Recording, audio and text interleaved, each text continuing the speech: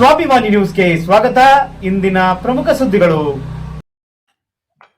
ಸಾಗರದಲ್ಲಿ ನಡೆಯುತ್ತಿರುವ Sharavati pump storage ಯೋಜನೆ ವಿರೋಧಿಸಿ ರೈತ ಸಂಘ ನಡೆಸುತ್ತಿರುವ ಹೋರಾಟಕ್ಕೆ ಮಾಜಿ ಸಚಿವೆ ಬಿಟಿ ಲಲಿತಾ ನಾಯ್ಕ್ ಭೇಟಿ ನೀಡಿ ಬೆಂಬಲ ವ್ಯಕ್ತಪಡಿಸಿದರು. ಈ ಸಂದರ್ಭದಲ್ಲಿ ಮಾತನಾಡಿದ ಅವರು, ಇದೊಂದು ಅವೈಜ್ಞಾನಿಕ ಯೋಜನೆಯಾಗಿದ್ದು ಲಕ್ಷಾಂತರ ಸಸ್ಯ ಸಂಕುಲ ಮತ್ತು ಪ್ರಾಣಿ ಪಕ್ಷಿಗಳ ಹಾಗೂ ನೈಸರ್ಗಿಕವಾಗಿರುವ ಪರಿಸರಕ್ಕೆ ಮಾರಕವಾಗಲಿದೆ ಎಂದು ಅಭಿಪ್ರಾಯಪಟ್ಟರು. ನನ್ನ ಸೋದರ ಸೋದರಿಯರೇ, ಮಾಧ್ಯಮದ ಬಂಧುಗಳೇ ಮತ್ತು ಇಲ್ಲಿಯ ಎಲ್ಲ ಕೇಳಿಸ್ಕೊಳ್ತಾ ಇರುವಂತ, ತಾವು ಈ ಜಾಗದಲ್ಲಿ ಬರದೇ ಇದ್ರು ಕೂಡ ತಾವೆಲ್ಲಲ್ಲಿದ್ದೀರೋ ಅಲ್ಲಲ್ಲಿಂದ ಯಾರು ಕೇಳಿಸ್ಕೊಳ್ತಿದಿರೋ ಆ ಎಲ್ಲ ನನ್ನ ಸೋದರಿಗೆ ಕೈ ಮುಗಿದು ಈ ಪ್ರಾಜೆಕ್ಟಿನ ಬಗ್ಗೆ ಇದುವರೆಗೂ ನನ್ನ ಸೋದರು ಬಹಳ ಚೆನ್ನಾಗಿ ವಿವರಣೆ ಕೊಟ್ಟಿದ್ದಾರೆ. ಇವತ್ತು ಇಲ್ಲಿ ಹೋಗ್ತಾ ಇರೋ ಅಮ್ಮ, ನೀವು ಸ್ವಲ್ಪ ಎಲ್ಲ ಸಹಿ ಮಾಡಬೇಕು, ಒಳ್ಳೆದಕ್ಕೆ ಆಗ್ತಿರೋದು. ಇಲ್ಲಿ ಬಹಳ ಜನಕ್ಕೆ ಇನ್ನು ನಾವು ಯಾಕೆ ಸಹಿ ಮಾಡ್ತಾ ಇದ್ದೀವಿ, ಏನ್ ನಡೀತಾ ಇದೆ ಅನ್ನೋದು ಅರ್ಥ ಆಗಿಲ್ಲ. ದಯವಿಟ್ಟು ತಾವೆಲ್ಲ ದಿನವೂ ಕೂಡ ಪತ್ರಿಕೆಯನ್ನ ಓದಬೇಕಾಗಿದೆ. ವೇದಿಕೆಯಲ್ಲಿರುವಂತಹ ಎಲ್ಲ ನನ್ನ ಪ್ರೀತಿಯ ಬಂಧುಗಳೇ, ತಮಗೆ ಮತ್ತೊಮ್ಮೆ ವಂದಿಸ್ತಾ, ನಾನು ಬಿಟಿ ಲಲಿತಾ ನಾಯ್ಕ್ ಅಂತ ಬೆಂಗಳೂರಿಂದ ಬಂದಿದ್ದೀನಿ.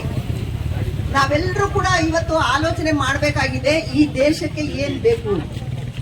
ಈ ದೇಶಕ್ಕೆ ನಾವು ನಾಗರಿಕತೆ ಬಂದು ಆ ನಾಗರಿಕತೆಯ ಮೂಲಕ ನಮ್ಮನ್ನ ನಾವು ನಾಶ ಮಾಡ್ಕೊಳ್ತಾ ಇದೀವಾ ಅಥವಾ ಉದ್ಧಾರ ಮಾಡ್ಕೊಳ್ತಾ ಇದೀವಾ ಅನ್ನೋದನ್ನ ಆಲೋಚನೆ ಮಾಡುವಂತ ಶಕ್ತಿ ಇವತ್ತು ನಮ್ಮ ಈ ಪ್ರಜಾಪ್ರಭುತ್ವದಲ್ಲಿ ಬಹಳಷ್ಟು ಜನಕ್ಕೆ ಬರ್ತಾ ಇಲ್ಲ. ಅದೇ ಬಂದಿರೋದು. ಯಾಕಂದ್ರೆ ಇನ್ನು ಮೌಢ್ಯದಲ್ಲೇ ಇದ್ದಾರೆ. ಎಷ್ಟೊಂದು ಮೌಢ್ಯ ಅಂದ್ರೆ, ಸರ್ಕಾರಗಳು ಏನಾರು ಮಾಡ್ಲಿ, ನಮಗೊಂದಿಷ್ಟು ಮನೆ, ಒಂದಿಷ್ಟು ಹೊಟ್ಟೆ ಬಟ್ಟೆ ಇದ್ರೆ ಸಾಕು. ಇನ್ನು ಕೆಲವರಿಗೆ ನಮ್ಗೆ ಎಷ್ಟೋ ಏನೋ ಒಂದು ಸಂಪತ್ತು ಮಾಡ್ಕೋಬೇಕು ಅಂತ ರಾಜಕೀಯಕ್ಕೆ ಬರ್ತಾರೆ. ಇನ್ನು ಕೆಲವರು ತಮ್ಮ ಮಕ್ಕಳು ಮರಿಗೂ ಮಾಡ್ಬೇಕು ಅಂತ ಬರ್ತಾರೆ. ಆದ್ರೆ ಈ ದೇಶಕ್ಕಾಗಿ, ಈ ನಾಡಿಗಾಗಿ ನಾವೇನ್ ಮಾಡ್ತೀವಿ, ಏನ್ ಮಾಡ್ಬೇಕು ಅನ್ನುವಂತ ಆಲೋಚನೆ ಇರುವಂತ ಜನ ಬರೋದು ಬಹಳ ಕಡಿಮೆ. ಆದ್ರೆ ಇದನ್ನ ಇವತ್ತು ಹುಟ್ಟಾಕಿದ ರೈತ ಸಂಘದವರು, ರೈತ ಸಂಘಟನೆಗಳು ಎಲ್ಲವೂ ಕೂಡ ಒಂದಾಗಿ ಮಾಡಿದ್ರೆ ಈ ಕೆಲಸ ಬಹಳ ಕಷ್ಟ ಇಲ್ಲ. ಬೇರೆ ಬೇರೆ ಸಂಘಟನೆಗಳು ಕೂಡ ಸೇರ್ಬೇಕು.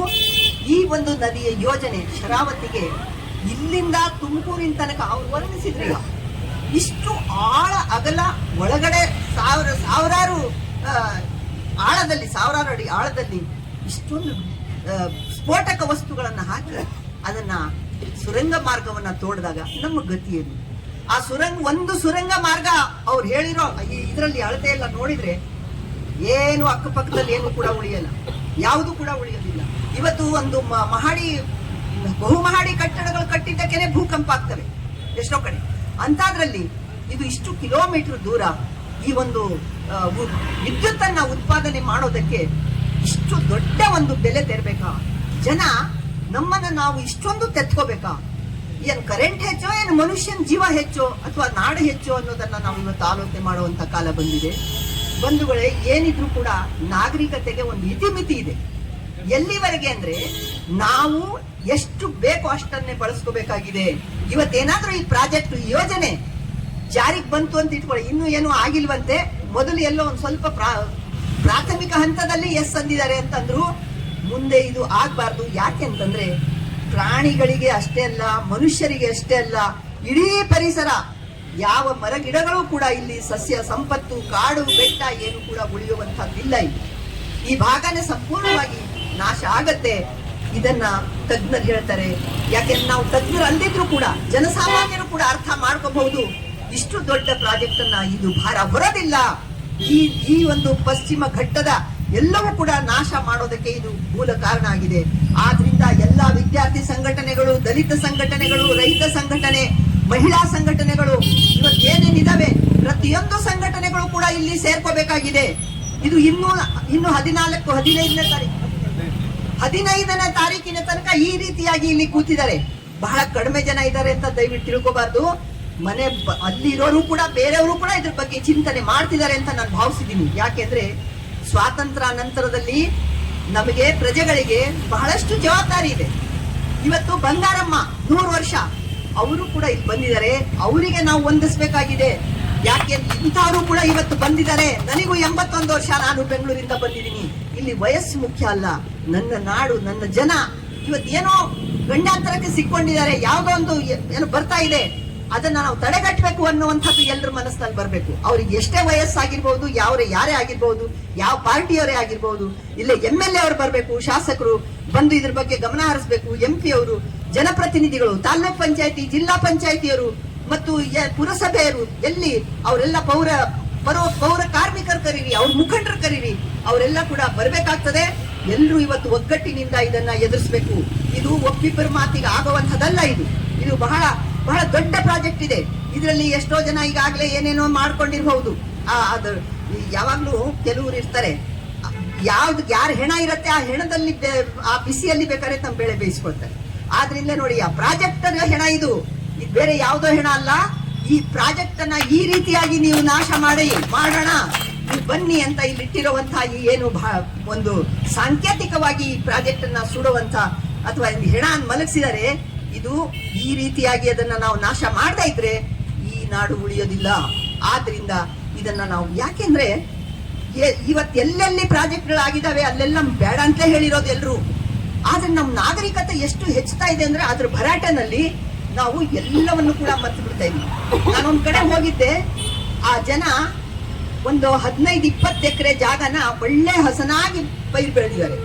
ಅದರ ಪಕ್ಕದಲ್ಲಿ ರೆಸಾರ್ಟ್ ಮಾಡಿಕೊಂಡು ಎಲ್ಲ ಕಾಡುಗಳನ್ನೆಲ್ಲ ನಾಶ ಮಾಡಿ ಕೃತಕವಾಗಿ ಇದು ಡಬ್ಬಿಗಳಲ್ಲಿ, ಪಾಟ್ಗಳಲ್ಲಿ ಗಿಡಮರಗಳು ಇಟ್ಕೊಂಡು ಜನಗಳನ್ನ ಆಕರ್ಷಣೆ ಮಾಡ್ತಾ ಇದ್ದಾರೆ.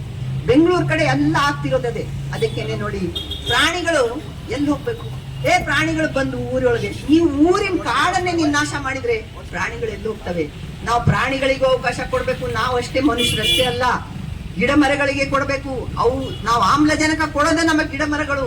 ಅವನ್ನ ನೀವು ಕಡಿದು ಮರ ಕಡಿಯಕ್ಕೆ ಅವಕಾಶ ಮಾಡಿಕೊಟ್ರೆ ನಾವು ಮತ್ತೆ ಬೆಳಿತೀವಿ ಅಂತ ನಮ್ಮ ದಿನೇಶ್ ಹೇಳ್ತಾ ಇದ್ರು. ಮರಗಳ ಕಡಿದು ನಾವು ಮತ್ತೆ ನೆಡ್ತೀವಿ ಅನ್ನೋ ಸುಳ್ಳು. ಅದು ಪ್ರಕೃತಿನೇ ಕೊಡ್ಬೇಕು. ಅದು ಕಾಡನ್ನ ನೋಡಿ ನಾವ್ ಯಾರು ಹೋಗಿ ಬೆಳೆಸಿರ್ತೀವ, ಅವು ಹೆಂಗೆ ದಟ್ಟವಾಗಿ ಹಸಿರು ಕಾಡುಗಳು ಹೆಂಗೆ ತಯಾರಾಗ್ತವೆ ಅಂದ್ರೆ ಅದೇ ಪ್ರಕೃತಿಯ ಶಕ್ತಿ. ಆ ಪ್ರಕೃತಿಯ ಶಕ್ತಿ ಮುಂದೆ ಮನುಷ್ಯನ ಶಕ್ತಿ ಬಹಳ ಕಡಿಮೆ. ಅದು ನಾವು ಹೇಳ್ಬಹುದು, ನನಗೆ ಯಾರೋ ಹೇಳಿದ್ರು, ನಾವು 1 ಗಿಡ ಕಡಿದ್ರೆ 10 ಗಿಡ ನೆಡ್ತೀವಿ, 100 ಗಿಡ ಇಲ್ಲ. ನೀವು ನೆಡೋ ಗಿಡಗಳು ಅವಲ್ಲೇ ಸ್ವರ್ಗ ಸಾಯ್ತವೆ. ಕಾಡು ಕೂಡ ಸ್ವೀಕಾರ ಮಾಡೋದಿಲ್ಲ ನಾವು ಹೋಗಿ ಹಾಕುವಂಥದ್ದನ್ನ. ಕಾಡನ್ನ ಉಳಿಸ್ಕೊಳ್ಳೋದು ಮುಖ್ಯ ಹೊರತು ಬೆಳೆಸ್ತೀವಿ ಅನ್ನೋ ಭ್ರಮೆ ಬೇಡ. ಯಾರಿಗೂ ಕೂಡ ನಮಗೆ ಅಂತ ಭ್ರಮೆ ಇರಬಾರ್ದು. ಆದ್ರಿಂದ ನಮ್ಮ ಕಾಡು, ನಮ್ಮ ಬೆಟ್ಟ, ನಮ್ಮ ಏನೇ ನದಿಗಳು, ನಮ್ಮ ನಾಡು ಪ್ರತಿಯೊಂದನ್ನು ಕೂಡ ಜೋಪಾನ ಮಾಡುವಂತಹ ಒಂದು ಕೆಲಸ ಇವತ್ತು ಈ ಪ್ರಜಾಪ್ರಭುತ್ವದಲ್ಲಿ ನಮ್ಮ ಮೇಲಿದೆ. ಹಿಂದೆ ರಾಜ ಮಹಾರಾಜರಿದ್ರು, ಅವ್ರು ಏನ್ ಹೇಳ್ತಾರೆ ಅದೇ. ಅವ್ರು ಏನ್ ಹೇಳ್ತಿದ್ರು ನೋಡಿ, ಇದು ಈಗ ಉದಾಹರಣೆಗೆ ಮೊನ್ನೆ ತನಕ ಅಂದ್ರೆ ಬೆಂಗಳೂರಿನಲ್ಲಿ ಕೆಂಪೇಗೌಡರು ದಿಟ್ಟಿ ಭಾಗದಲ್ಲಿ ನಿಲ್ದೆ ಹೋದಾಗ ಅವ್ರಿಗೆ ಏನ್ ಹೇಳ್ತಾರೆ ಪುರೋಹಿತರು, ಗರ್ಭಿಣಿ ಮಹಿಳೆಯನ್ನ, ನಿಮ್ಮ ಸೊಸೆಯನ್ನ ನೀವು ಬಲಿ ಕೊಡ್ಬೇಕು ಅಂತಾರೆ. ಆಗ ಬಲಿ ಕೊಟ್ರೆ ಅದು ಕಾಕತಾಳೀಯವಾಗಿ ನಿಂತಿರ್ಬಹುದು ಬೇರೆ ಬೇರೆ ಇದರಿಂದ, ಕೈ ಚಳಕದಿಂದ. ಆದ್ರೆ ಅವ್ರೇನ್ ತಿಳ್ಕೊಂಡ್ರು, ಅವ್ರು ಬಲಿ ಕೊಟ್ಟಾಗ್ಲೇ ಅದು ಆಯ್ತು ಅಂತ. ಆ ಕಾಲ ಹೋಗಿದೆ ಈಗ. ಹಾಗೆ ಯಾರ್ದಾರ ಬಲಿಯಿಂದ ಆಗಲ್ಲ. ಇದು ನಾವೆಲ್ಲರೂ ಕೂಡ ವೈಚಾರಿಕವಾಗಿ ಯೋಚನೆ ಮಾಡಬೇಕಾಗಿದೆ. ಪ್ರತಿಯೊಂದು ವಿಷಯವನ್ನು ಯಾವ ಬಲಿಯಿಂದನೂ ಕೂಡ ಆಗಲ್ಲ. ಅದನ್ನ ನಾವೇ ಮನಸ್ಸು ಮಾಡಿ ಅರ್ಥ ಮಾಡಿಕೊಂಡು ಇಲ್ಲಿ ಈ ಕೆಲಸ ಮಾಡಿದ್ರೆ ಇದರಿಂದ ಎಷ್ಟು ಅನಾಹುತ ಆಗ್ಬಹುದು, ಏನೇನ್ ಆಗ್ಬಹುದು, ಆ ಸ್ಫೋಟಕದಿಂದ ಏನಾಗಬಹುದು, ಮತ್ತೆ ದಾರಿ ಉದ್ದಕ್ಕೂ ಆ ಕಾರ್ಮಿಕರು ಕೆಲಸ ಮಾಡುವಾಗ ಆ ಸಾವಿರಾರು ಕಾರ್ಮಿಕರು ಅವ್ರ ಕುಟುಂಬಗಳು ಬರ್ತಾವ. ಇಲ್ಲೇ ಜನ ಎಲ್ಲಿ ಹೋಗ್ಬೇಕಾಗ ಅವ್ರದೇ ರಾಜ್ಯ ಆಗತ್ತಾಗ ಏನು ಮಾಡಕ್ಕಾಗಲ್ಲ. ಯಾಕೆಂದ್ರೆ ಹೆಂಗೆ ಕೆಲಸ ಭರಾಟೆಯಿಂದ ನಡೆಯುತ್ತಂದ್ರೆ ನೀವು ಕಳೆದು ಹೋಗ್ತೀರಿ. ನಿಮ್ಮನ್ನು ಯಾರು ಈ ಕಡೆ